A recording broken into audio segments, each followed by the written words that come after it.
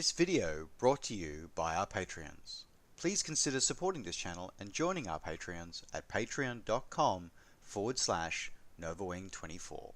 Hi there folks, my name's NovaWing24 and welcome to a tutorial video, I think, a tutorial guidance video, how-to video, there we go, for Prepared and FSX. And we are today talking about how to add some useful gauges, specifically a autopilot gauge to your aircraft of choice.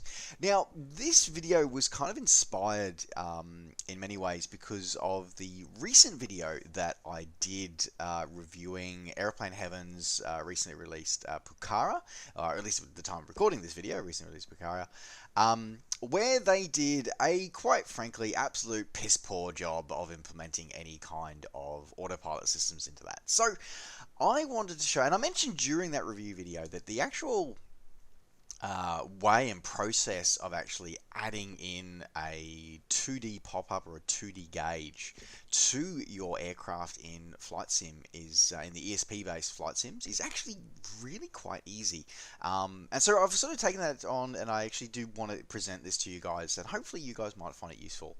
Now, everything that we're going to be doing today is done using default gauges, default tools that all come shipping with Prepared, and that is true and FSX. So this tutorial is valid for FSX, Prepared in all their forms up to and including V5 as far as I'm aware. We are going to be testing this out on a couple of different aircraft today. We're going to be testing it out on the Pucara, so we can see it there. We're also going to test it on the Just Flight Chipmunk as well, so we can go through, see that it doesn't really matter what aircraft you put it in, you're going to be able to do this one.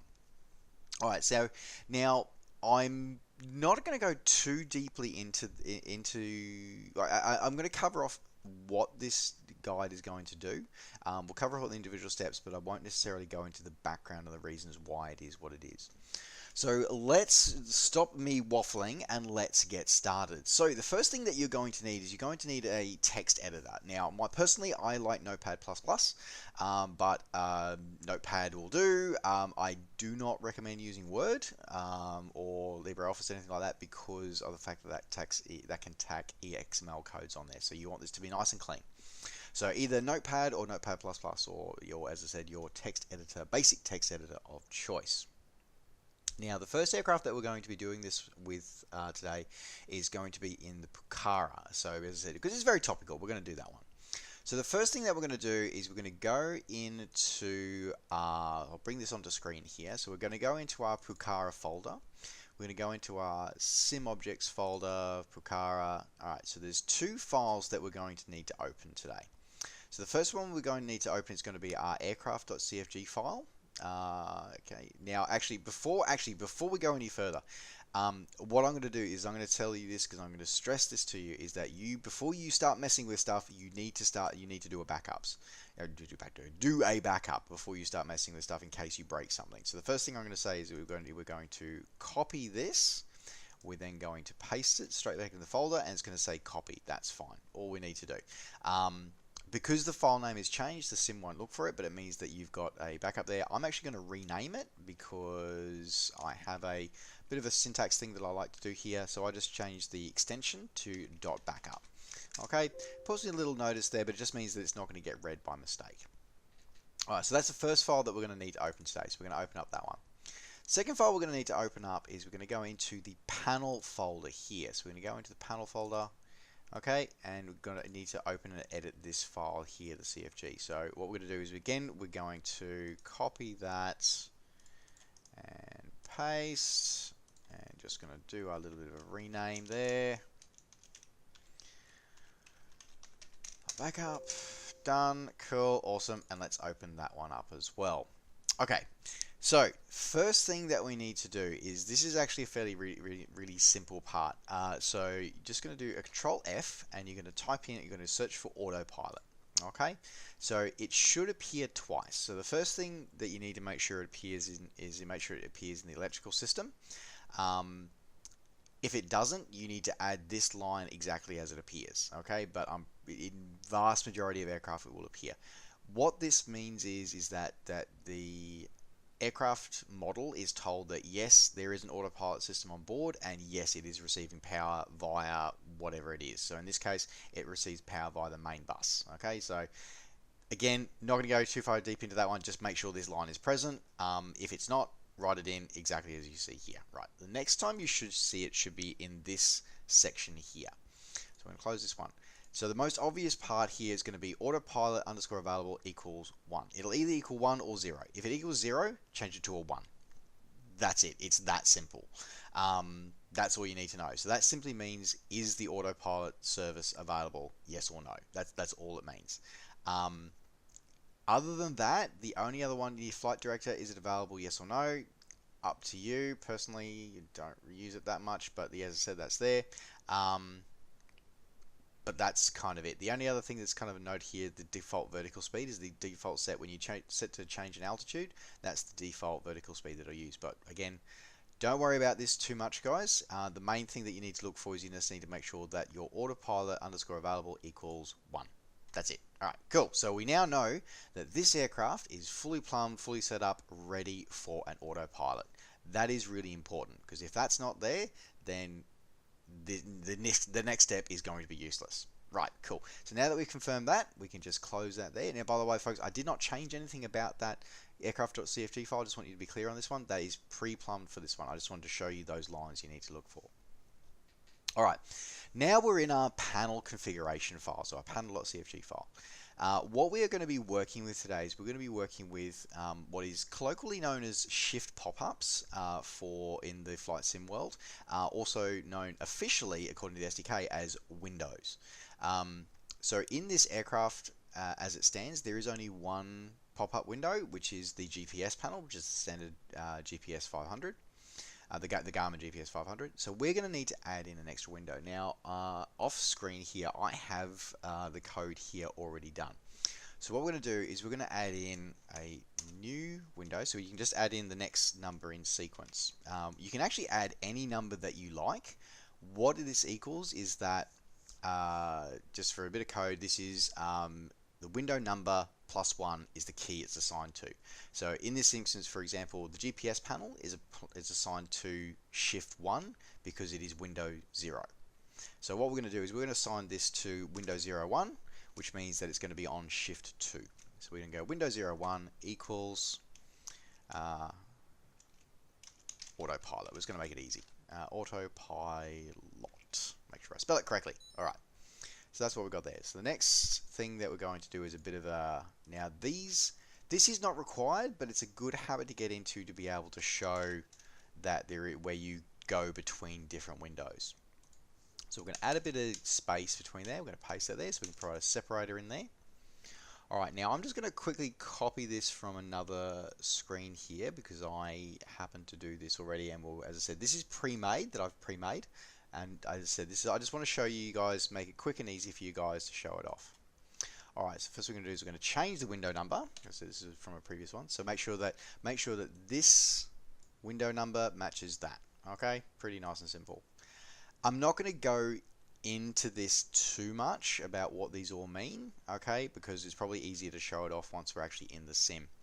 The only thing that I want to show off here is that the size is done in millimeters, position is based on the quadrants of the screen, so that should appear, I believe, over there, I guess we'll find out in a second.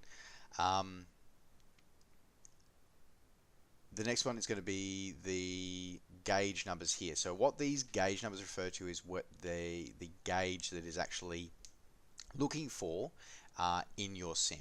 Again, don't worry too much about these at the moment if you're not familiar. If you want more information about this, please read the SDK, so the software development kit for Prepared or for FSX. As I said, this particular part is exactly the same. Nothing has changed. Everything you see here is all included by default in the sim. So you don't have to worry about, there's no extra stuff required. This is already in here.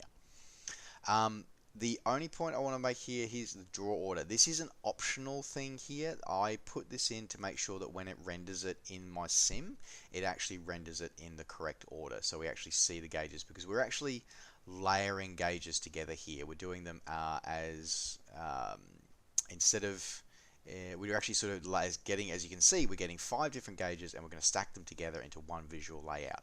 So just want to make sure that so this makes sure that they get drawn in the correct order so we see them. Generally speaking, the sim will do this by itself, and it's generally pretty smart about it. However, just to be sure, I always like to specify it when I'm stacking gauges like this. All right, and folks, to be honest, that's it. That's all it takes. As I said, we're going to save this. So we're going to save that here, and then we're going to switch over to our sim. So we'll close that all down. We'll switch over to our sim, and we'll have a look at it in the aircraft now. Alrighty folks, so here we are in the Pucara, and we are sitting at the threshold for runway 18 in Uruguay. But let's have a look and see what happened in terms of our shift pop-ups. So now, if you remember that what we talked about is that we already had one panel in there, which was the GPS 500, which is there it is, all good, right? No worries. So we'll close that one. Now we bring up, now in theory, if we do, so I'm pressing down Shift 2, and we have this new neat little gauge now pops up. Alright, so let's explain now about that gauge. So to help that, I'm going to drag this into the center of the screen, make it a bit bigger for everyone to see. This is the great thing about shift pop-ups, is you can actually resize stuff like this, and we can shrink it back down, or we can shrink it back down a little bit later, so we can make that smaller, we can bring it down there, or then we can resize it. So yeah, it's all scaling. Anyway, obviously the textures are a bit old, so they don't necessarily scale so well. So what are we looking at here? So a few things that we're looking at here, and to probably help with that, I'm just going to put that there, and then I'm going to bring in this to sort of help guide us through as well. So what are we looking at here? What we're looking at here is we're looking at a rendition of the default Bendix King radio audio stack, which is that one there, and the standard Bendix King autopilot setup. So so you got basically AP on, heading hold, nav hold, approach hold, altitude hold, reverse through course as well. Now, these two here will only work if you've got other things activated in your aircraft.cfg file, which I didn't cover, and I'm not going to in this tutorial, because this is all about just a basic autopilot. But yeah, it is there if you want to get a bit more creative with this one. What do you get on the screen here? You've got your VSI controls there, so you can actually change your vertical speed. It can be adjusted there, and you set your altitude and stuff like that here. So that's covered off with those two. Now the Baron OMI lights, okay, so that's here. So if you are on a glide slope approach for a ILS approach, these lights will light up, and you happen to have this window open, you'll get the outer, middle, and inner markers light up as you pass over them. Now over here as well, these audio channels here will light up based on, this is what the active audio is.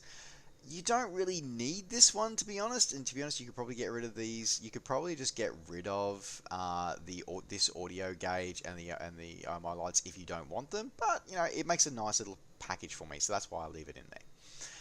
And finally, you've got the nav GPS annunciator and switch. Okay, so you've got a simple essentially a push button switch to switch you over between whether you're using a nav radio for when you engage nav mode, or whether you're using the GPS. And that's it. As I said, it is disgustingly simple and easy.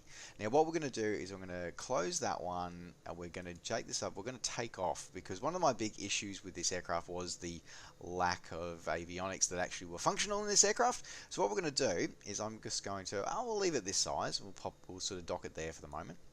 And what I'll do is I will release the brakes, we'll take off, and then what we're actually going to do is we're actually going to set this information in the aircraft so we can actually see it in action. This aircraft is still overpowered, but anyway, alright. Brakes on. Throttle up, brakes off. Now I've got about a 16 knot crosswind I'm fighting in this takeoff, by the way, so this is going to be really interesting takeoff. Could go horribly wrong. No flaps because I don't want to use the crosswind. Oh geez, that's getting awkward. Oh, whee. That was an entertaining takeoff, that's for sure. Alright, gear up. That ding, I don't understand why that ding's there, but anyway, okay. Alright, okay, so I'm just going to put, we're getting bit of buffer from the crosswinds there. Alright, so I've got plenty going on the climb at the moment. Okay, so let's talk about this autopilot here. So let's quickly do some engagement here. So let's quickly say, let's set the altitude we want to go to. Let's say we want to set it to 3,500 feet.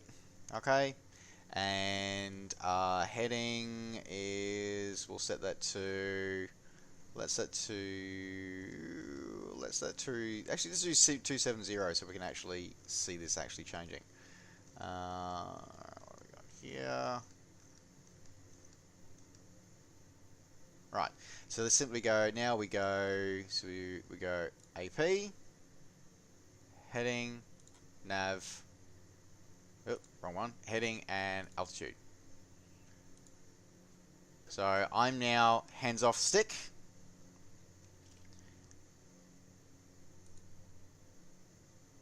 So we're going to let so we're running 3,000 feet at the moment, so that should stabilize very shortly at 3,500 feet, hopefully, if everything goes, yep. Vertical speed just dropped to 0, there you go. So it'll now adjust the trim to maintain that. And heading wise, we are now heading and we are just about to hit 270. And there you go. That's it. We have successfully installed a basic autopilot into an aircraft which didn't have a functional autopilot. And this is something you can do to just about any aircraft. So yeah, so you know what, so while we say we're going to do it just about any aircraft, let's take a moment. So look, and as I said, actually, before I get to that, I do want to say this is a huge shout out. I want to say a huge thank you to, actually, we're gonna change our heading here. Let's do our heading to, actually, yeah, let's change the other way there. Let's push the other way so you can actually see the aircraft turn the other way.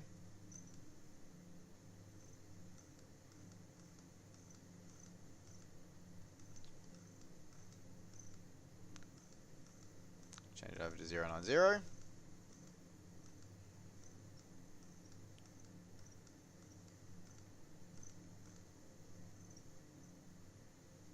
And let's do the altitude down to 2,000 feet. 2,500. All right. So now the person who taught me this was a developer by the name of Storm, who did Rocky Mountain simulations.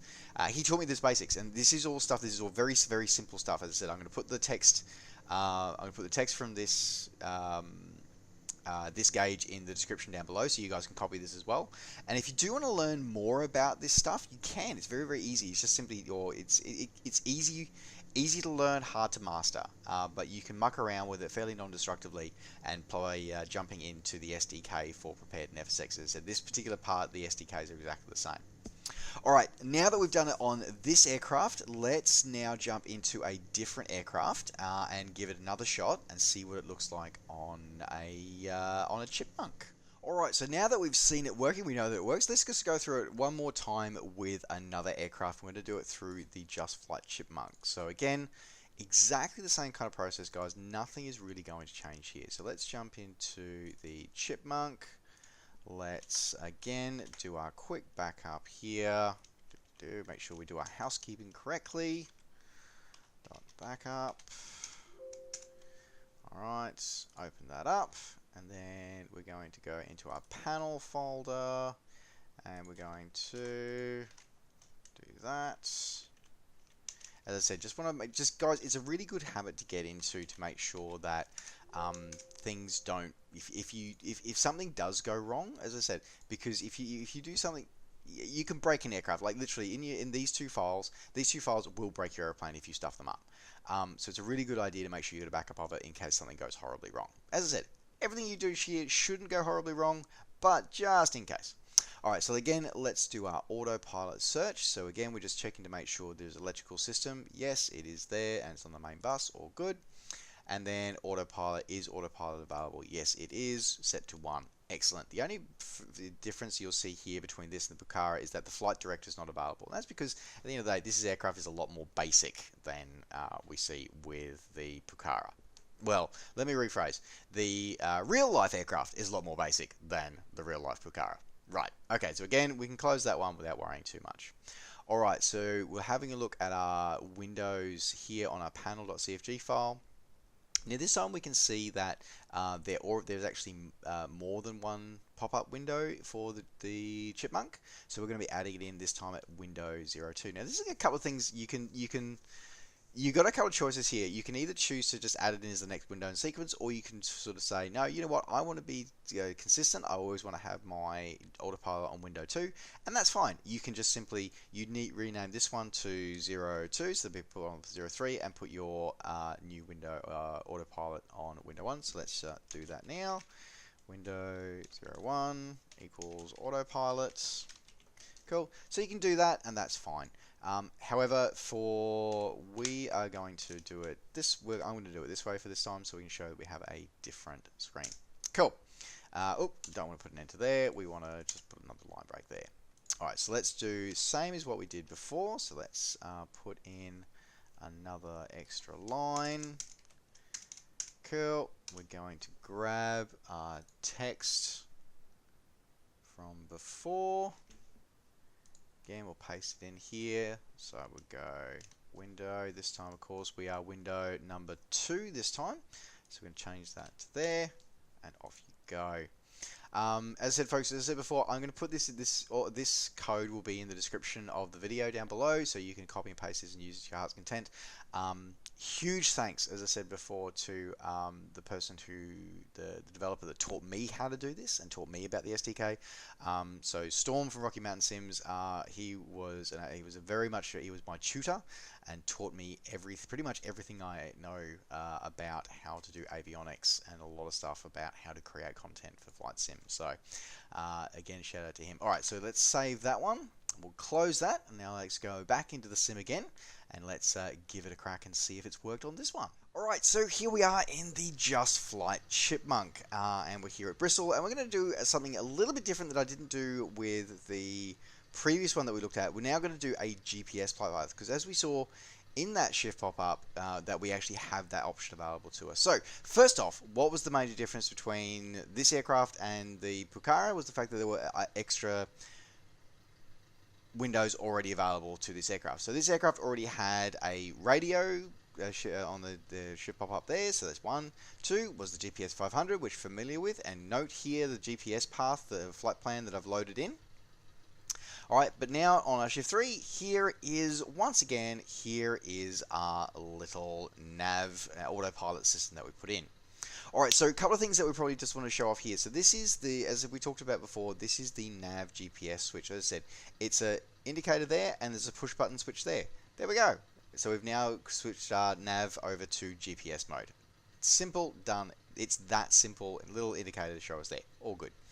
So what we're going to do is we're going to set our cruise altitude for, let's set it for 4,000 feet. Okay, which I think should be fine for this one. So do 4,000 feet for that. Okay, we know our GPS setting is going to be that. So what we'll do is we'll make that a little bit bigger for everybody. Push it over to the side of the window there. So let's taxi out onto the runway, take off, and then we'll punch that into the autopilot and see how we go. Now I might just quickly also bring up my Garmin 500, and we'll make that a little smaller. I can just put the brakes on there for a second. So we'll put that down there a little smaller so we can see GPS 500 course. There we go. Alright, so let me taxi out onto the runway. So you can see we're going to take off. What I'll do is I will deliberately turn so we're going away from the GPS course, because I just realized that the runway we're using to take off with is actually, it puts us on pretty much on course. Taxiing. Alright, and throttle and off we go.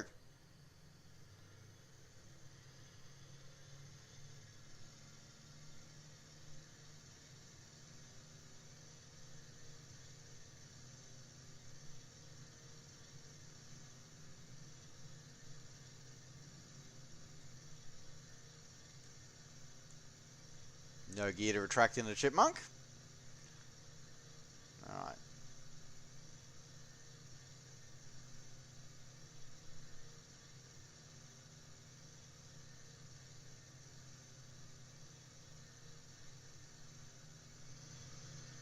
Alright, so what I'm going to do is I'm going to deliberately turn north here for a little bit so we can make sure that you can see that we're not on path for the course before we hit that.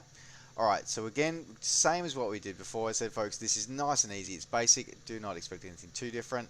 So we've got our GPS course there. So we go autopilot on, nav hold on, altitude on. Now, remember that in our aircraft.cfg file, I had that sort of 300 feet was the default altitude or default vertical speed. We can change that, just a simple roll of the mouse wheel. So you can left click or right click in here, sort of depending on where you want to go, or just use the mouse wheel to scroll.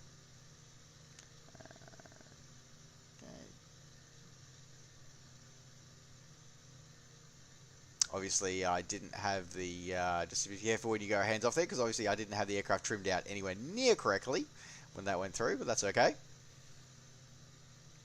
So you can see that it's automatically bringing us back into the GPS line of track there. I'll just zoom that in a bit. You can see that we'll meet the track.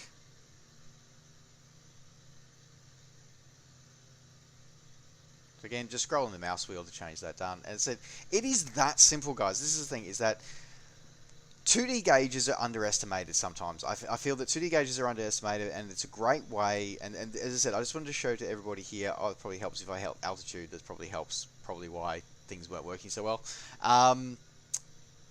It's a really great way, so 2D pop-ups are a really great way that you can add extra functionalities to aircraft, whether they be freeware or payware, or something that you want to be able to add into your simulator experience. So we can see here that we've been able to add in a autopilot that gives you control over your altitude and your heading, to take the workload off you. So let's say you've got an older aircraft that maybe the developer didn't ship an autopilot with it, or the autopilot that they did ship with it was rather useless, then you can put this in here and make it usable. As I said, this is just a window to what is possible. There is pretty much, you can do just about anything with gauges if you really go down the rabbit hole with them. But this is a quick, simple, easy one that you can add into pretty much any aircraft across the ESP platforms. So this little tutorial that we've presented today, this is fully compatible across all of the ESP platforms. Now, just bear in mind though, folks, is that this is designed for aircraft designed to be fully compliant with the SDK of the ESP sims. Now, your mileage may vary if you're trying to add this gauge or add gauges like this into something like, say, a PMDG aircraft or a Milviz aircraft. Your mileage may vary because some of those developers choose to put all their avionics and systems modeling are done outside of the sim. So probably just bear that in mind. As I said, this is not a guaranteed solution, but this will help you with the vast majority of aircraft that you want to add in, whether they're default, freeware, payware, whatever you want to do. Myself personally, I've used this gauge in a vast number of aircraft, especially if I ever do feel a little bit lazy and I do just want to be able to have the computer fly it for me, which isn't very often, but every now and again it is kind of cool. Those who've been following me on Mixer, you would have seen it pop up with the C46. I actually added it to Just Flight C46, so there you go. Alright, well, that rounds out this tutorial for adding a autopilot pop-up gauge to your aircraft for FSX and Prepared. I hope you've been able to learn something. If you've got any questions, as I said, the code for this has been, and the basic instructions are in the description down below. And I do want to say a huge thanks. I don't think he's going to see it, but I do want to say a huge thanks and a real thank you to Storm from Rocky Mountain Sims, who actually was my tutor back when I was learning how to create gauges and do things for the flight sim community. So huge shout out to him for teaching me, and as I said, I hope you guys have learned something from this as well and find this beneficial. If you do enjoy this video and tutorial and you've got some ideas, don't forget to give us a like and a follow, like and subscribe here on YouTube. And if you've got some ideas about maybe what you'd like to see next as a tutorial, you can put some suggestions in the link in the comments down below, or maybe join us on Patreon at patreon.com/NovaWing24 to support the work that I do here on the channel and in other aspects, and be able to give your suggestions on what tutorials you'd like to see next. Alright folks, thanks very much for watching. Don't forget, as I said to you, you can catch up with me and all the things I'm up to between videos by finding me on Facebook and on Twitter. Just search NovaWing24. You can also find me on Twitch fairly regularly at twitch.tv/NovaWing24. Alright folks, thanks very much for watching. Take care, safe skies to all, and we'll see you next time. Bye for now.